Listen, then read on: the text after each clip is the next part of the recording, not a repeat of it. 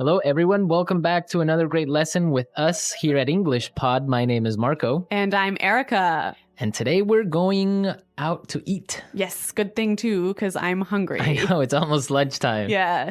So today we're going to be talking about eating at a restaurant and giving some great recommendations and suggestions. Yes, we have language for describing food, for describing restaurants, and for making suggestions. Great. So let's start with our vocabulary preview for this lesson.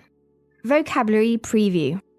We have 2 words today from our dialogue, which you'll need to know to understand the dialogue. Great.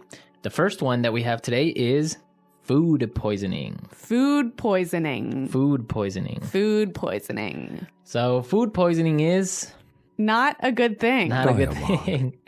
It is when you eat some bad food and that food makes you sick. So Yeah. you get food poisoning. Okay, so food poisoning, yeah, not a good thing. Okay, the next word. Allergic. Allergic. Allergic. Allergic. So when you're allergic to something, It makes you sick. That one thing makes you sick. right, For example, I'm allergic to seafood. right. If I eat seafood, I cannot breathe. Oh, okay, so you definitely want to stay away from fish. Yes, yes. Some people are allergic to nuts, like peanuts. Or maybe milk. milk. Yep. Cool. So when one type of food makes you sick, you are allergic to that food. Okay, great. So with this in mind, now we can listen to our dialogue for the first time at its normal speed. But don't worry if you don't get everything now because... We'll come back and teach you the important language.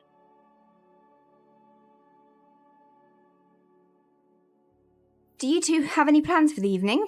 We were thinking of checking out a restaurant in the neighborhood. Do you have any suggestions? I know this really nice Italian place. The food is fantastic and the decor is beautiful. I'd recommend giving it a try. Actually, I'm not all that crazy about Italian food. I'm in the mood for something a bit lighter.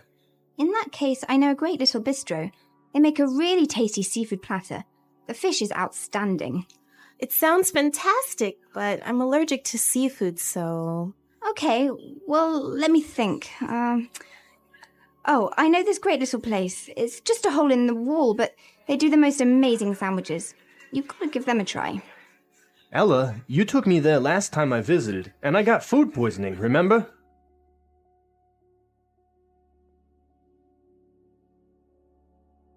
Well, I'm getting hungry just thinking about all of those great restaurants. Yeah, some really good recommendations, except for food poisoning, right? No, not so good.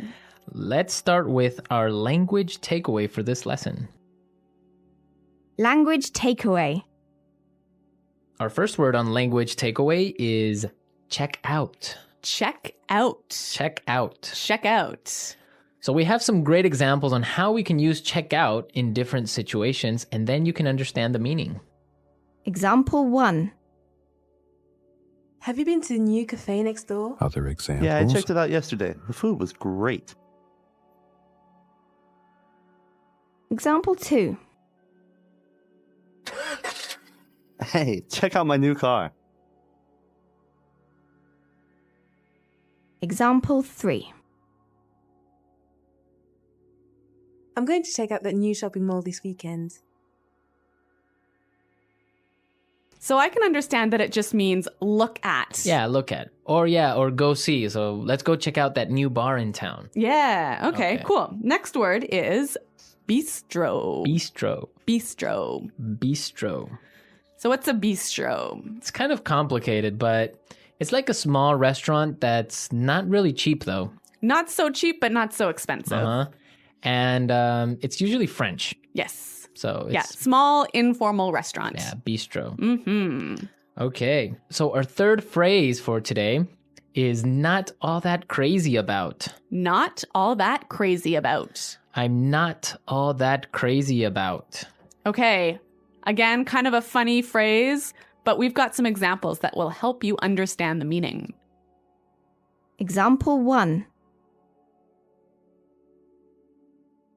Do you want to go shopping with me tomorrow? I'm not all that crazy about shopping. I don't like spending money. Example 2.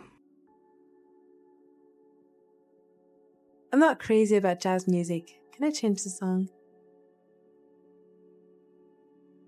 So this is just a really polite way of saying you don't like something. Exactly. But now the opposite of this would be tasty. Tasty. That's our fourth word, tasty. Tasty. So when something is tasty, It's good. it's good. Like delicious. Delicious. Yeah. You know what? In English, we almost never say the food is delicious, but we always say, It's really tasty. yes. This is really tasty. Yes. Okay. Tasty. And our last phrase for language takeaway, in the mood for. In the mood for. In the mood for. Let's listen to some examples of this phrase and we'll understand the meaning a little bit better. Example 1. We always eat hamburgers for dinner. I'm in the mood for something different. Example 2. Let's watch a movie. How about Texas Chainsaw Massacre? I am not in the mood for a horror movie. So if I'm in the mood for something, I feel like doing or eating or Watching. Yeah. It means you want to do that now. Yeah. I'm in the mood for. Okay. Some great language we just looked at, and I think it's time for us to listen to the Vocabulary dialogue a second time.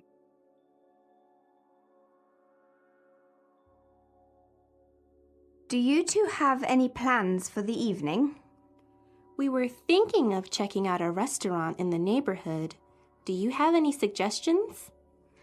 I know this really nice Italian place. The food is fantastic and the decor is beautiful. I'd recommend giving it a try. Actually, I'm not all that crazy about Italian food. I'm in the mood for something a bit lighter. In that case, I know a great little bistro. They make a really tasty seafood platter. The fish is outstanding. It sounds fantastic, but I'm allergic to seafood, so... Okay, well, let me think. Oh, I know this great little place. It's just a hole in the wall, but they do the most amazing sandwiches. You've got to give them a try. Ella, you took me there last time I visited, and I got food poisoning, remember? Okay, some really great and useful phrases there. And I know you want to talk about specifically some of these phrases. Yes, today's lesson is all about making recommendations, right? Right. So let's look at some useful phrases in Fluency Builder. Fluency Builder. So in the dialogue, we heard a great way of asking for a suggestion. That's right. Let's listen. Do you have any suggestions? Do you have any suggestions? So that's how you would ask for a suggestion. Or you can say something else like, do you have any ideas? Yeah, or you might say, do you have any thoughts? Okay, so Three that's great ways. asking for suggestions. Yep. In response to this, you can say something like this. I'd recommend giving it a try. I'd recommend giving it a try. We also heard another phrase that we use for giving suggestions. You've got to give them a try. You've got to give them a try. So these two phrases are great. I'd recommend or you gotta give them a try. Yeah.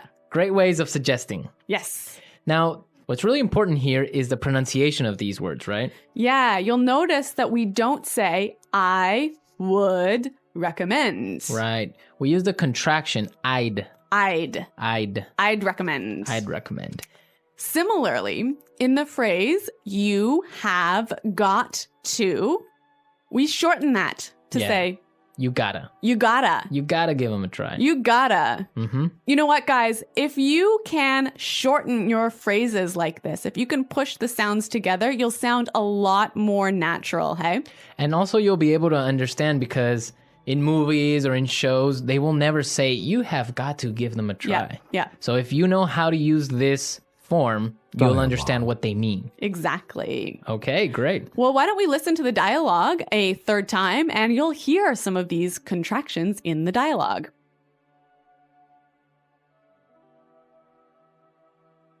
Do you two have any plans for the evening? We were thinking of checking out a restaurant in the neighborhood. Do you have any suggestions? I know this really nice Italian place. The food is fantastic and the decor is beautiful. I'd recommend giving it a try. Actually, I'm not all that crazy about Italian food. I'm in the mood for something a bit lighter. In that case, I know a great little bistro. They make a really tasty seafood platter. The fish is outstanding. It sounds fantastic, but I'm allergic to seafood, so... Okay, well, let me think. Oh, I know this great little place. It's just a hole in the wall, but they do the most amazing sandwiches. You've got to give them a try. Ella, you took me there last time I visited, and I got food poisoning, remember?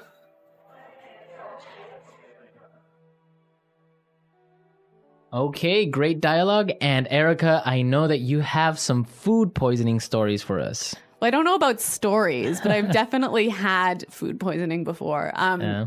One of the worst times that I ever had food poisoning was when I was traveling in Morocco. Okay. I had some really amazing orange juice, really fresh, squeezed that day in the morning. And then I got on a bus. Okay. I think you can see where this is going. Yeah. So I was on the bus and then I started to feel really sick. And I was just hoping and hoping and hoping that the bus ride would be over soon. Yeah. But unfortunately, it wasn't. Oh, no. All I can say is that I was sick. And all I can say is that I was pretty sick and really, really unhappy. Yeah, I bet. Well, that's very strange that you got sick from orange juice, huh? Well, yeah, maybe it was with some dirty water or something like Yeah. that. I don't know. It was a terrible situation. Yeah, it's always complicated when you're traveling to other countries. It could be the water, it could be the way they prepare things. So Yeah. food Well, poisoning. Guys, I hope that you don't get food poisoning. And if you have any food poisoning stories, it would be great for you to share them. Yes, at our website, englishpod.com. And we'll see you there to answer all your questions and comments. But now we have to go. Okay, guys, thanks for listening. We'll see you there. Bye-bye. Bye.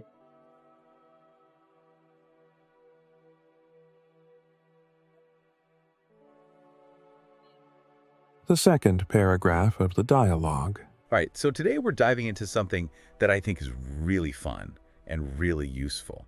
Some essential restaurant vocabulary. Oh, yeah, The kind of phrases that could just really elevate your dining Vocabulary experience. preview. Imagine you're traveling, you're at this fantastic new restaurant, and you want to, impress your friends with your newfound linguistic flair. Absolutely. Mastering a few key phrases Yeah. can not only boost your confidence, but also just open up a world of cultural understanding. Oh, for sure. It's like having the secret code to unlock like a more authentic and enjoyable dining experience. Yeah, I love that. And that's what we're aiming for today. Okay. We're going to equip you with some essential restaurant vocabulary and phrases, drawing some insights from this really practical English lesson we found. Okay, cool. It's all about those real-world situations you encounter at restaurants, from deciphering the menu to making those confident recommendations. Sounds delicious. Let's dig in. Okay, first up, let's talk about a phrase you definitely don't want to hear yourself saying. Okay. Food poisoning. Oh, no. Our source defines it as getting sick from eating bad food. Right. Food poisoning is the ultimate dining disaster. Yeah. Understanding this phrase is crucial, especially when you're traveling and exploring new cuisines. Right. It can help you communicate effectively if you're feeling unwell and need assistance. And believe me, you don't want to be caught off guard in a foreign country Oh, no. without knowing how to explain what's wrong. Right. I learned that the hard way once in Morocco.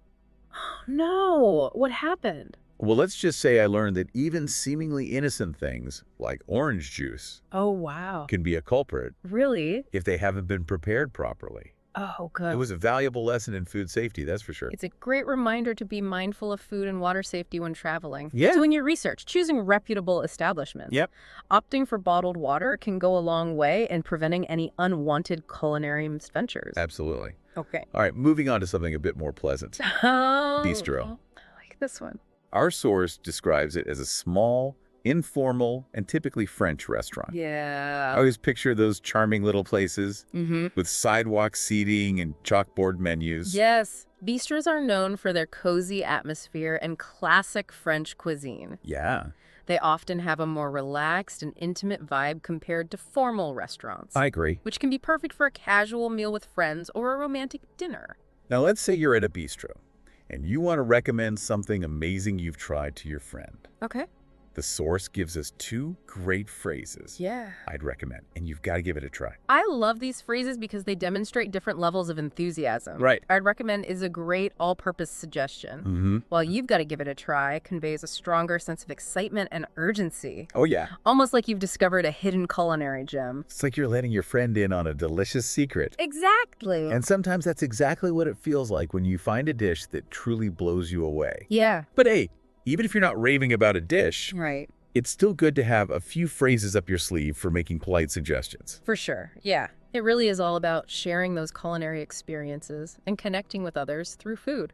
Speaking of connecting, Yeah. have you ever noticed how certain words just seem to perfectly capture the essence of a dining experience? Oh, totally. Like when you describe a dish as tasty, it's simple but effective. Tasty is a great example of a word that's become a universal go-to for expressing satisfaction with food. Right. It's interesting how some words, even though they might not be the most descriptive, become so ingrained in our vocabulary. Yeah, it's like they have a special flavor of their own. Right.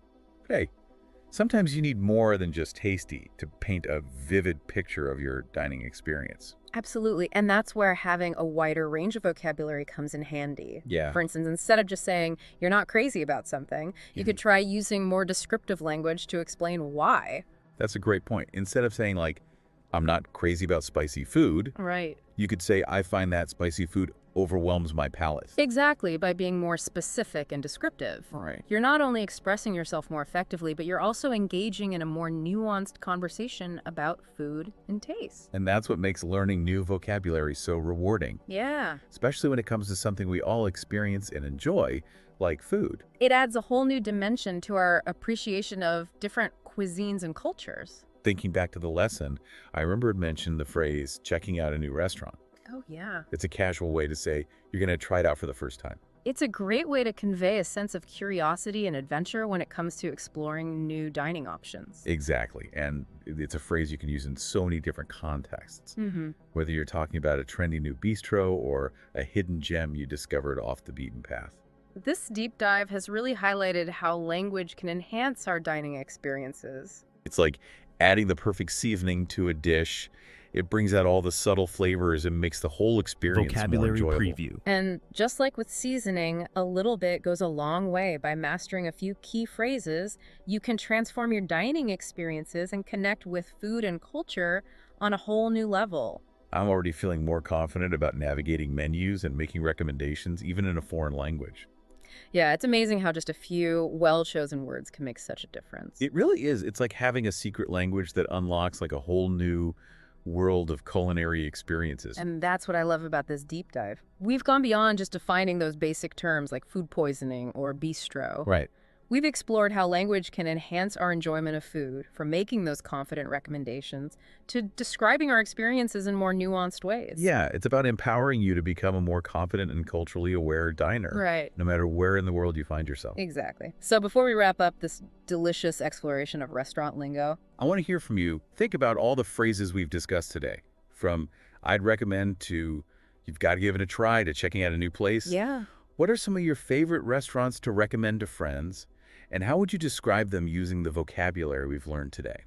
Is there like a hidden gem you'd recommend everyone checks out? Or maybe a cozy bistro with tasty dishes that you just can't resist? Remember, the more you practice these phrases, the more confident you'll become in navigating any dining situation. So go forth, fellow foodies, explore new flavors, and don't be afraid to use your newfound linguistic flair to make every dining experience a memorable one. Bon appétit!